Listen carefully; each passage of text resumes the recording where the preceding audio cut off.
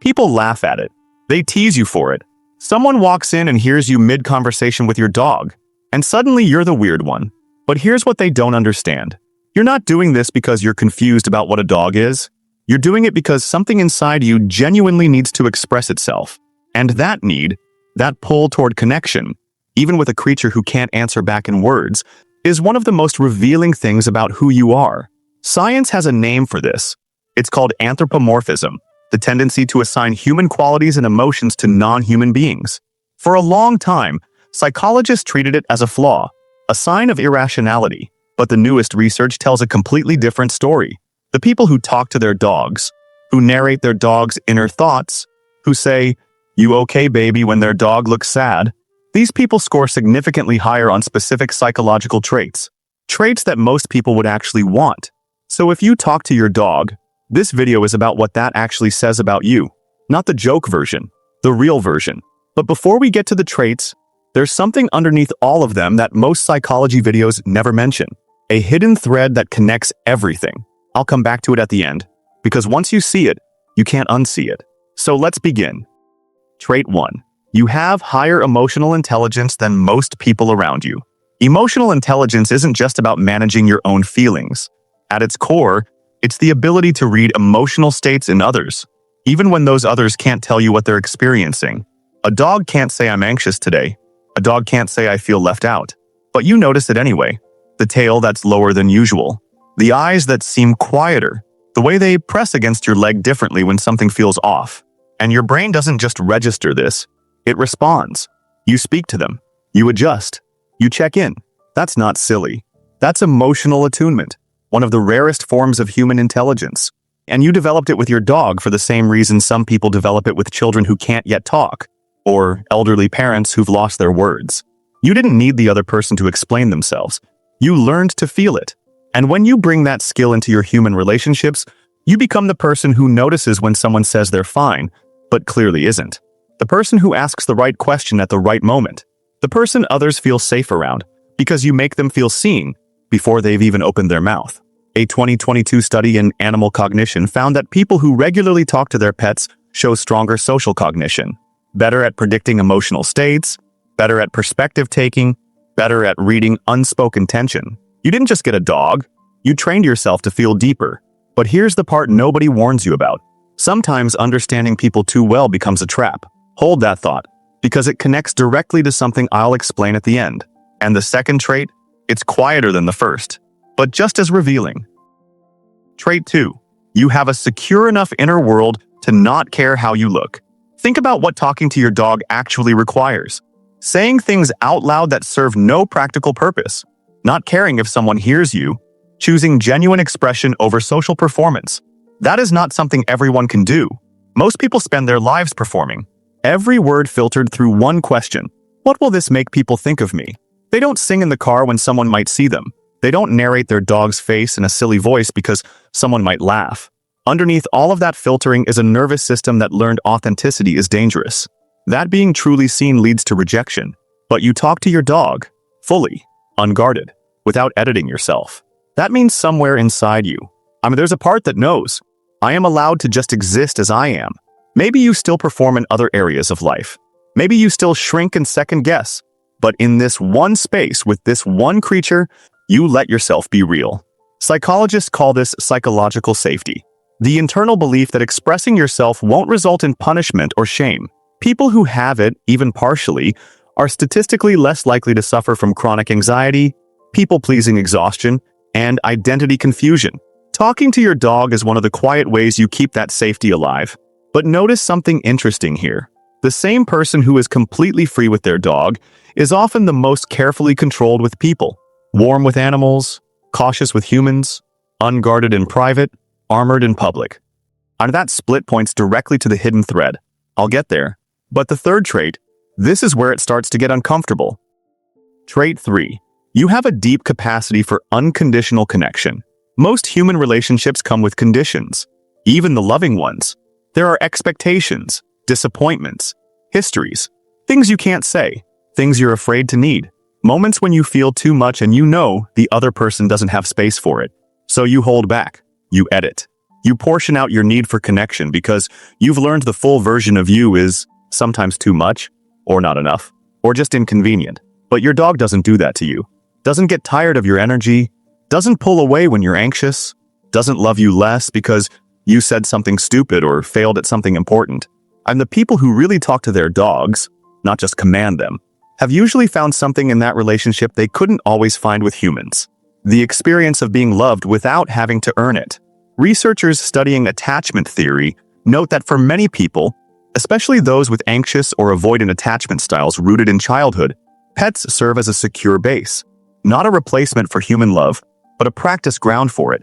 A place where the nervous system learns, I can be fully present and not get hurt. But there's a shadow to this. Once you know what unconditional love feels like, you can feel, painfully clearly, when the love in your human relationships falls short, when it requires performance, when it goes cold the moment you stop being useful. That awareness protects you from settling, but it also makes the gap feel enormous. And sometimes it makes your dog the safest relationship in your entire life, which says something important, not about you, but about what you're still looking for. Now, if you're still watching, this next trait is the one most people don't realize about themselves, and it's the one that explains why you're tired in ways you can't always name. Trait 4. You are more empathic than you realize, and it costs you more than you know. The people who talk to their dogs aren't just more emotionally open, they're often more sensitive to suffering in general. They notice the homeless man everyone else walked past. They feel a wave of grief seeing an old person eating alone. They're disproportionately affected by sad news. They carry the weight of things that aren't technically their problem. And this is empathic sensitivity, and it's directly connected to the same trait that makes you talk to your dog. Your nervous system doesn't filter out the emotional signals of other beings. It picks them up, processes them, responds to them. That's a profound gift, but it's also a cost. Empathic people get tired in ways that don't show. They absorb other people's moods without realizing it. They can't always tell where their own feelings end and someone else's begin. And because they appear to be handling it, because they're often the strong one, the one who listens, nobody thinks to ask how they're doing. Your dog notices, though. Your dog doesn't ask for your emotional labor. Your dog gives it back to you instead. Which brings us to the hidden thread I've been holding since the very first minute of this video. What happened before the dog? Everything we've talked about, the emotional intelligence, the psychological safety, the capacity for unconditional love, the empathic sensitivity, all of it traces back to one thing. You learned early that human connection comes with risk. Not always dramatic risk. Sometimes it was quieter. A home where emotions were acknowledged but not truly held. A parent who was physically present but emotionally somewhere else. A childhood where being too sensitive was what people complained about most. A pattern of reaching out and finding the other person wasn't quite there. When a child experiences that gap between what they felt and what was received, they don't stop feeling, or they just start looking for safer places to feel. And animals are the safest possible place. Because animals don't criticize, don't dismiss, don't get overwhelmed by your emotions and make you manage their reaction to your pain. They just stay. For a nervous system that learned full emotional expression leads to loss, distance, disapproval, silence. That steadiness is everything. This doesn't mean your childhood was terrible. It doesn't mean your parents were bad people. It means you were a sensitive person in a world that wasn't always equipped to hold that sensitivity. And your nervous system found a workaround. It found your dog. And here's what matters most. Every one of your 4 traits is both a gift and a shape your pain took. The emotional intelligence, gift, but also a survival skill developed to read people's moods before they turned dangerous. The psychological safety with your dog, gift, but also armor built because humans haven't always been safe. The capacity for unconditional love, gift, but also a longing, carried since long before your dog arrived. The empathic sensitivity, gift, but also a nervous system that never fully learned it's allowed to rest. You are not broken. You are exquisitely shaped by everything you've lived through. And your dog has been one of the quiet forces keeping you intact. Your dog is your mirror. Your dog reflects your energy more honestly than most humans ever will. If you come home stressed, scattered, carrying tension in your body, your dog feels it before you've said a word. They might pace, press close, sit near the door watching you. And sometimes you notice your dog's behavior before you notice your own state. That's your dog showing you something real. The people who talk to their dogs and pay attention to how their dog responds are doing something surprisingly therapeutic. They're using their dog as a biofeedback system. Your dog's stillness or restlessness tells you something about your own nervous system that your thinking mind sometimes misses. You are more self-aware than you think. You just sometimes need a mirror that doesn't use words. The grief nobody gives you permission to have. If you've ever lost a dog, you already know what I'm about to say. The grief of losing a dog isn't given the same social permission as other grief. People bring food when a person dies. But when a dog dies, the world keeps moving. People say it was just a dog. And you stand there holding a grief that might honestly be the most profound loss you've experienced. Absorbing it quietly because the world has already decided it doesn't count. But it does count. In many cases, it's more than grief for an animal. It's grief for the relationship, for the version of yourself that only existed in that relationship, for the unconditional safety that creature represented, for the years of mornings, routines, quiet moments, conversations no one else heard, for the one who knew you at your absolute worst and stayed anyway, for the only relationship where you never once had to perform. If you're still carrying that grief, even years later, hear this. That grief is proportional to the love, and the love was real. You are allowed to grieve it fully for as long as you need without explaining it to anyone. 3 things to start doing differently. First, stop apologizing for how much you love your dog. Stop laughing it off when someone teases you. The love you have for your dog is a direct window into your capacity for genuine, deep, non-transactional connection. That's not embarrassing. That's one of the best things about you. Second, let your dog teach you how to receive. Your dog has no problem accepting love, no guilt, no feeling they need to deserve it first. They just take it in, fully, completely, with their whole body. Because if you're honest, you probably find it much easier to give love than to receive it. You deflect compliments, minimize your needs, feel uncomfortable when someone focuses on your pain. Your dog doesn't do any of that. Watch them, learn from them. Third, and this is the one empathic people resist most, find your dog-like human. Somewhere in your life there is, or could be, a person who makes you feel the way your dog makes you feel.